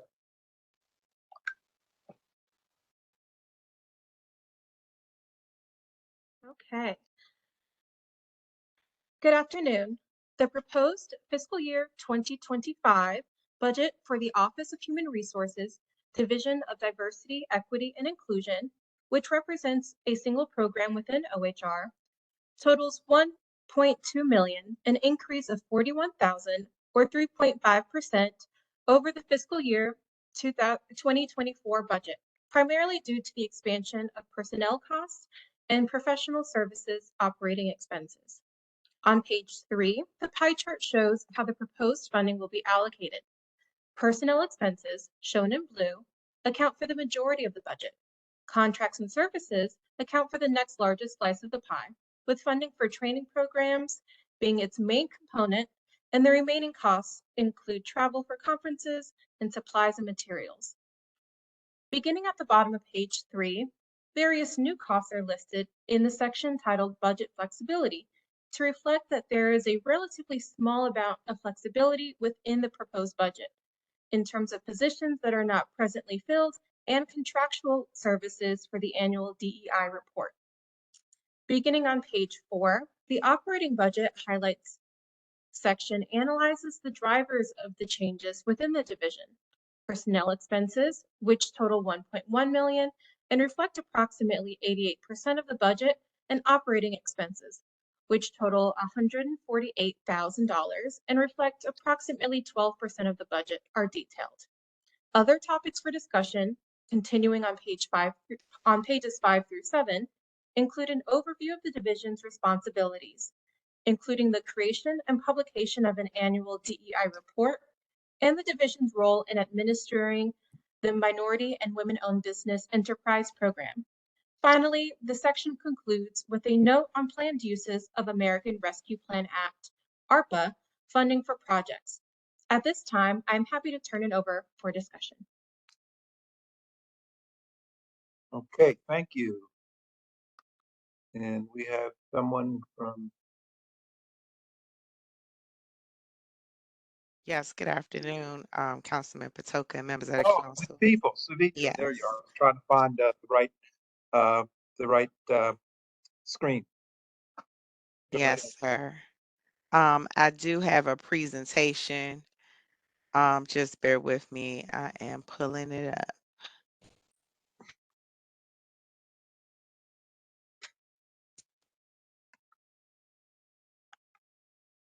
All righty, I think we're ready to rock. All right. Good afternoon again, Chairman Patoka and members of the County Council. Thank you for the opportunity to share with you information regarding the budget for the Baltimore County Division of Diversity, Equity, and Inclusion, or most often referred to as DEI. The county's DEI operation is that of compliance. The governing authorities that provide the division with this charge include local, state, and federal anti-discrimination laws, including Article 29 of the Baltimore County Code, Title 20, which is the State of Maryland Human Relations Article, Title 19, which is the Commercial Non-Discrimination Policy, and the 1964 Civil Rights Act.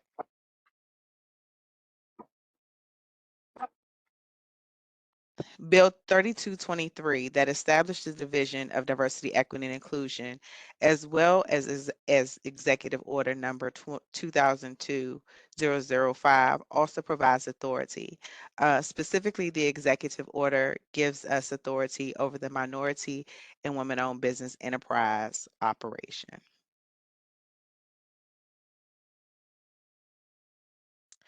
Daily, the team works strategically, efficiently, and enthusiastically to ensure the advancement of fair policies and practices that protect individuals regardless of their race, creed, religion, color, gender at birth, gender identity or expression, age, national origin, marital status, sexual orientation, status as a veteran, or physical or mental disability. The division operations include both the human relations and minority and women-owned business enterprise programs, as well as the county agencies to provide guidance on diversity, equity, and inclusionary practices. The Human Relations Program is comprised of the Human Relations Commission, as well as more recently Title VI compliance operations. The Human Relations Commission is comprised of a 15-member community-led board of directors who are appointed by the county executive. 8 of the seats are at large, while the remaining 7 are representatives from each council district. The commission has been in existence for over 60 years.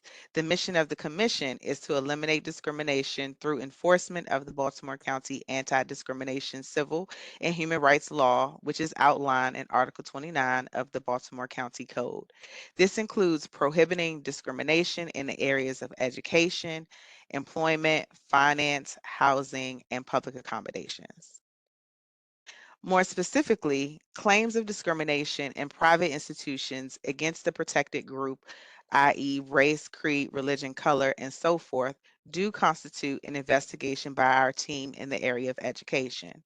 Claims of discrimination or in the area of hiring a person, inequitable pay, compensation, or other terms of conditions of employment, as well as a claim of discrimination regarding the manner in which an employer limits, segregates, classifies, or assigns an employee, are all areas that constitute investigation by our team in the area of employment.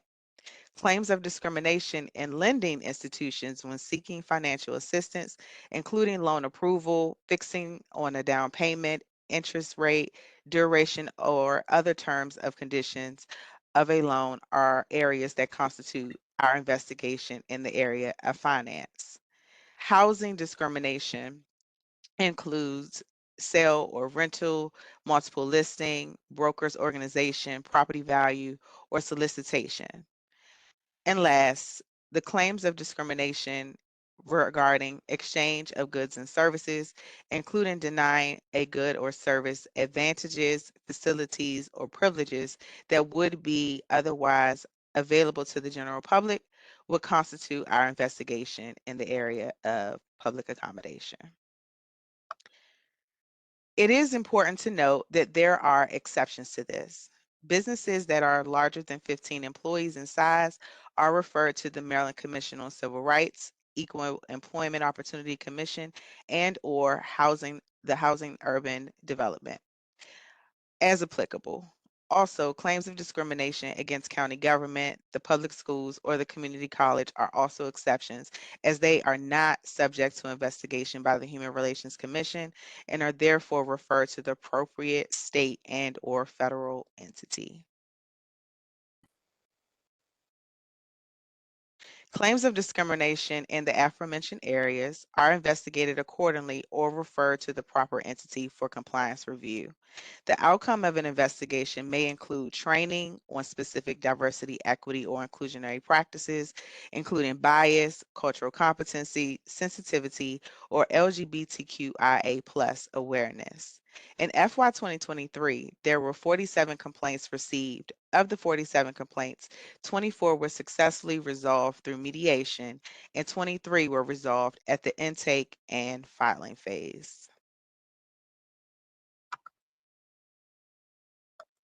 The Title VI compliance operations is a centralized business process to monitor and verify the county's compliance with Title VI federal provisions. As a recipient of federal funding, the county is required to adhere to Title VI of the Civil Rights Act of 1964, which prohibits discrimination based on race, color, or national origin in any procured agreement, program, or activity that receives federal funding. Per Title VI regulations, no recipient of federal funding may deny on the premise of education, employment, housing, or any public service and accommodation because of a person's race, color, religion, sex, gender identity, sexual orientation, national origin, ancestry, disability, or familial status. Beginning in FY 2023, the division assumed the responsibility for the oversight of the Title VI compliance. And in FY 24, metrics regarding the county's performance were initiated. Highlights of the Title VI compliance operation will be included in the December 31st, 2024 DEI annual report submission. The Minority and Women-Owned Business Enterprise Program was established in 1983, over 40 years ago, to increase minority and women participation in Baltimore County contracts. The programmatic operations include goal setting and compliance monitoring for procured agreements valued at $25,000 and greater. Since its inception, the Baltimore County MWBE program remains committed and focused on contract monitoring, compliance, and providing quality customer service to support small, minority, and women-owned businesses. The overall operating environment of the MWBE program has been significantly enhanced in recent years, including additional action items taken by the administration since 2019 to ensure the integrity of the MWBE program. This includes enhancing technological capacity, increasing staff to focus on compliance, updating program policies and operating procedures, and enhancing outreach and education for the MWBE business community. Please note that FY 2024 statistics for the MWBE program will be available in the December 31st, 2024 DEI annual report submission. To reach the county's subcontracting goal of 30% by FY 2026, the division will continue to implement recommendations identified in the 2021 disparity study that provided an end-to-end assessment of the county's MWBE program. Since the study, the county has increased the number of staff to help manage workload, established DEI liaisons within county agencies to assist with promoting compliance with prime vendors. Just a note that our division does engage with DEI liaisons quarterly, and as part of the engagement, we promote and encourage the submission of federally and state-funded grants so that goals are established. We also instituted mobilization support for subcontractors, as well as prompt payment policy to promote transparency and accountability of the timeliness of prime contractors' project, retainage, and final payments to subcontractors. In terms of outreach and engagement, in July 2021, the MWBE team hosted a virtual procurement briefing and certification training to share the findings of the 2021 disparity study. We also communicated the responsibilities of prime contractors and subcontractors, including existing and new procurement policies. As part of the training, the county's prompt payment policy was reviewed to ensure awareness and compliance. The training was attended by over 100 contractors and subcontractors combined. Annually, the team also attends and participates in the Meet the Primes event that connects minority and small businesses with prime vendors and vice versa. The county's role includes educating on the county's procurement and MWBE process, as well as compliance. The county also recently launched a survey to gain an understanding of the perspective and needs of the vendor community. The results will support future participation in the county's procurement and minority and women-owned business program. The survey is expected to close on Saturday, May 18th. Following the survey, we are conducting focus groups to receive more detailed feedback from MWBEs regarding their perspective of what works best in the county, what should be improved, and recommendations on how to do so. The goal-setting process includes reviewing on a weekly basis draft solicitations valued at $25,000 and greater. Upon receipt of the solicitation, the compliance unit utilizes the following business process. We access the PRISM MWBE compliance management system to identify the number of certified MWBE vendors who are certified with the state of Maryland in order to provide a good or perform a specific service outlined in the scope of work. The PRISM system utilizes an algorithm to produce the recommended goal that should be set for the solicitation based upon the contract value, previous goals set by the county to perform the same or similar service, and the number of certified MWBE vendors registered to perform the service. As part of the day-to-day operations, a compliance officer's role includes compliance monitoring to verify and validate the submission of payment as required by both prime contractors and subcontractors. Examples of when a contract may be reevaluated is when there is a change in the scope of services that may impact the services needed from a sub-vendor, or if a prime changes the sub-vendor or vendors it plans to do business. The division continues to expand and evolve the overall portfolio of trainings available to the workforce. From the period of July 2022 through October 2023, there were 13 trainings convened in the areas of cultural competence, implicit bias, sensitivity, LGBTQIA+ awareness, and workplace safety. The division also led in coordination with the Office of Human Resources and the Office of the County Executive, the county's first employee viewpoint survey. The results of the survey are utilized to identify organizational changes, such as trainings and policies that will favorably promote employee retention, morale, and performance. Highlights related to the division's activities and success relating to agency engagement in the period of November 2023 through October 2024 will be included in the December 31st report. The division is also responsible for chairing the county's Equitable Policing Advisory Group. The advisory group is composed of representatives from the local and state legislative body, including Councilman Julian Jones and Senator Charles Sidnor, as well as State's Attorney Scott Schellenberg, Police Chief Robert McCullough, the NAACP, and community representatives, among others. The advisory group is focused on providing ongoing advisement to the administration and the police department regarding best practices and strategies that support fair and equitable policing. Over the past year, the county conducted a series of re-engagement workshops with members of the advisory group. The engagement sessions were also convened to strengthen the understanding of systemic trends related to police traffic stops. As part of the 2020 Equitable Policing Advisory Group efforts, an analysis of the county's 2018 traffic enforcement data was performed. The analysis determined that Black motorists were issued traffic citations at a higher rate than others. As a result of this finding, the county conducted a deeper dive analysis study to better understand racial disparities in traffic stops. In December 2023, the deep dive analysis was publicly released.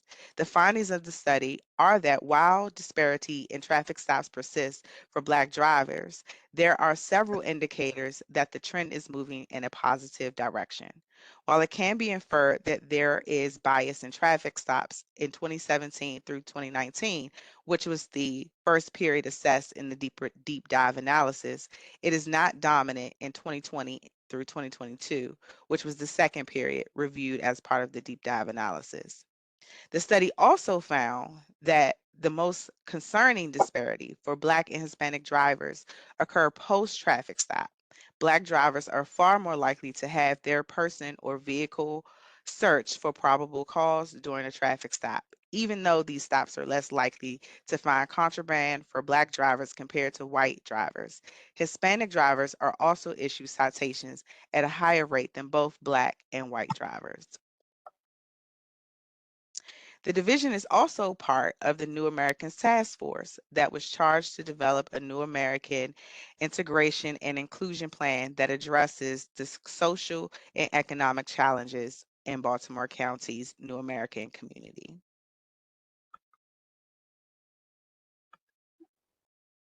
To also guide the work of the division, we received approval from the County Council to complete an equity assessment to identify areas of opportunities throughout county government where equitable decision-making and performance can be strengthened to best meet the needs of the community. The assessment includes an evaluation of county policies, programs, and practices in order to determine where the county's equitable decision-making and performance excels, and where opportunities exist for them to be strengthened. A standardized equity tool will become available for enterprise use, specifically for budget, policy, legislation, and operational development. The division will work to promote the equity tool to uphold compliance on its use. On April 16th, the county kicked off the equity assessment contract. Phase 1 of the project is the assessment and evaluation of the county's equitable practices. It is expected to be completed within 9 months. Phase 2 of the project is the strategic plan and is expected to take roughly 4 months to develop. Phase 3 is the final phase of the project and is training for staff. Training is expected to last for a period of 7 months. The overall project is roughly 22 months. Regarding plans for remaining ARPA funds and ARPA funded projects, I defer to the budget chief.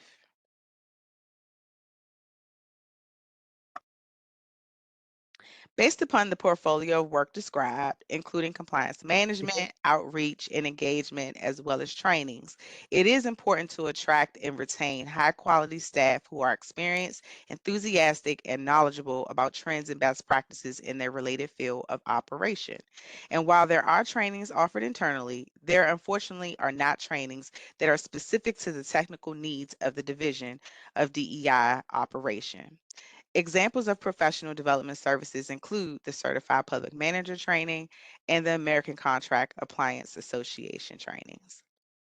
Ms. Peoples, Yes. could I ask you, this presentation is fascinating. I just wanted to ask, I didn't know much longer you had, or I if we have could. 2 slides. Okay, great.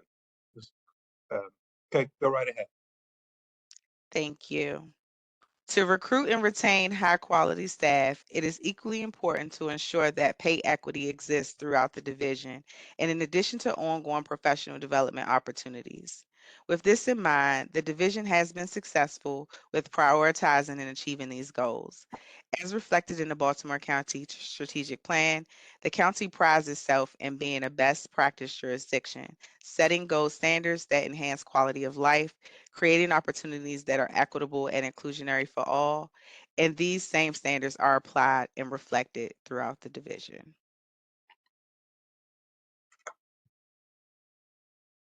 Also, based on the portfolio of work described, it is important that we accurately capture, analyze, synthesize, and conceptualize the work that we do. We achieve this by working with a vendor who is a subject matter expert as related. We do plan to complete a request for bid for the service of a DEI annual report. Thank you. I'm happy to answer any questions that you may have. Okay, thank you, Ms. Peoples Brown. That's a lot to absorb. Do any of the members have any questions, comments, or thoughts they'd like to share? Councilman Jones. Yes, Ms. Peoples Brown, we certainly appreciate the very extensive and detailed presentation. And I was just sitting here smiling when I heard you say analyze, conceptualize. Let me make sure I get it right. Analyze. Help me with those 3. Analyze, conceptualize, and visualize. Analyze, visualize, and conceptualize. Is that what it was? Analyze, I'm sorry, give me 1 second. Analyze, synthesize, and conceptualize. There you go. Oh, thank you very much. Thank you. That was it. Keep on doing a good job. Thank you very much. Thank you. Sure. Any of the other members, questions, comments, or thoughts? Yes, Mr. Chairman. Councilman Marks. Thank you very much. Very quick question, and I'm going to ask this. I should have asked this also to planning. Is your office in the future going to be involved with efforts to seek ways we can elevate historically disadvantaged communities? I'm thinking of the Chase area, for example.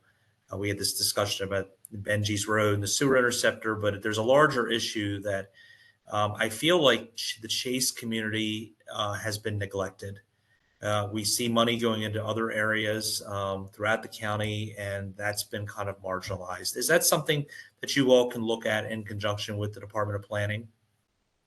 Yes, sir. I will say, just going back to the equity assessment, in addition to, or as a part of the evaluation of county operations, it does also include interviews and conversations with members of the community.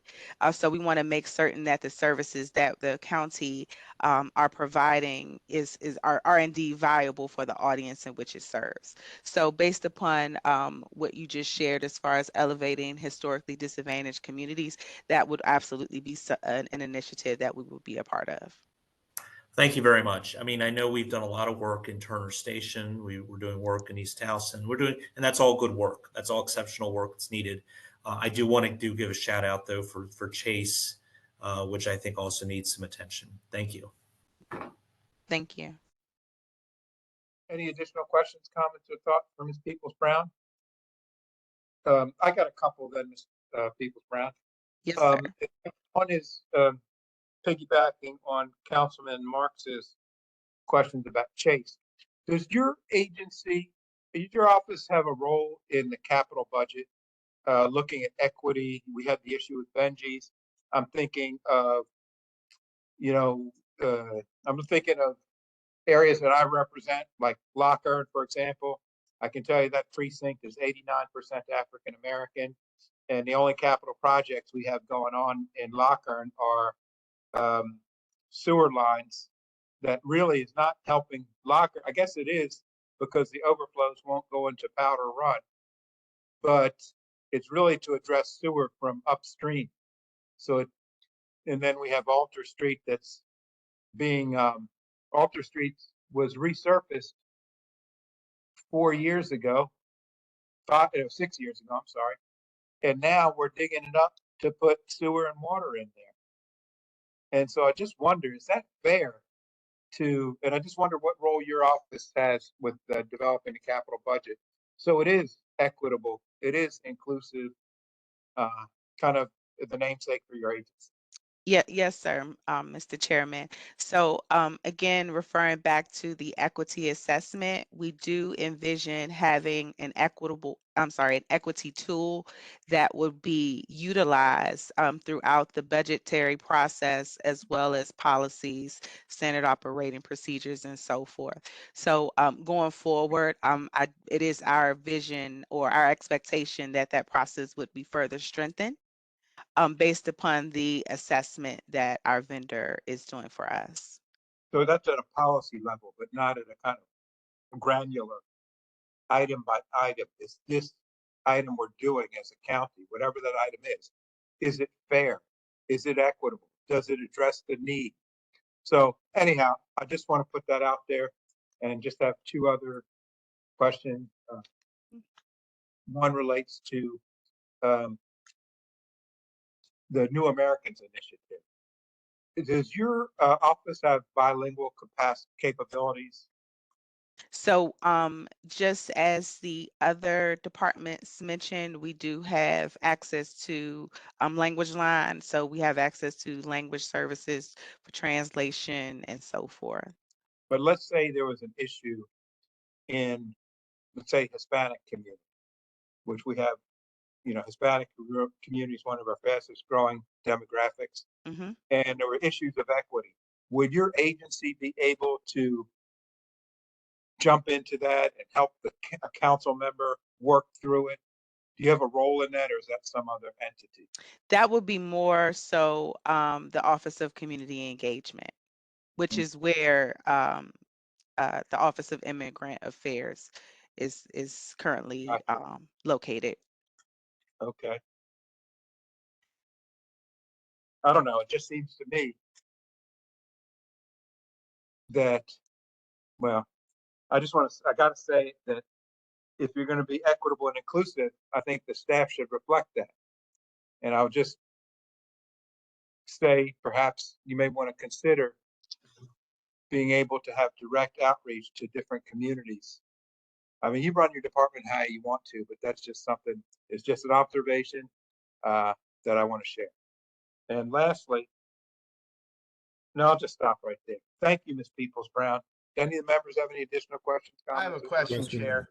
Yes, Councilman Urtel. Ms. Peoples-Brown, thank you for the presentation. One of the things you brought up were traffic stops. I have a lot of predominantly lower income African American communities where we're, and you know, we have this across the county, but in particular on the east side in the Hazelwood area, we're getting tons of speeding. We know the drivers are African American because that's the area they're in. The police tell us constantly, and first of all, 20 to 22, I don't know if that was a good indicator, because I don't know if you know, but the police have not pulled anyone over other than people they've had to pull over since COVID. They're just now getting back to traffic stops. But we have a situation now where the police are saying we just can't continue to pull people over because our stats look terrible. So what do we do about that? I would defer to Madam CAO. Okay, but I mean, it's an issue where I have neighborhoods that are 95% minority, and they want an answer. And this is the kind of thing we're doing in government. This is why people don't like government, because we are looking at metrics that don't often work with the realities of what we're dealing with. Mhm. Thank you, Councilman Ertel. I would just suggest, as thinking about the wagon wheel, if you haven't done so already, to connect with Police Chief McCullough. I have talked to Police Chief McCullough, and you know, they have a real dilemma on their hands. And some of it is because this is what they're running into at the executive level. Well, Councilman, let me just reach out to you a little bit. I don't want to put Savitra on the front line with that question, but if you give me an opportunity to have a conversation with the chief and get some background about what you're talking about, I along with the chief will come and meet with you. Since you said you've heard that it's from the executive level, I think it's, as an executive representative, I'll be glad to bring the chief in and meet with you to have a discussion about that. Okay, because like I said, it's a real issue, and I'm getting a lot of pushback because of some of the driving is just insane. You know, people driving through neighborhoods 60 miles an hour. Now the police, you know, if the police see something crazy, they gotta pull them over.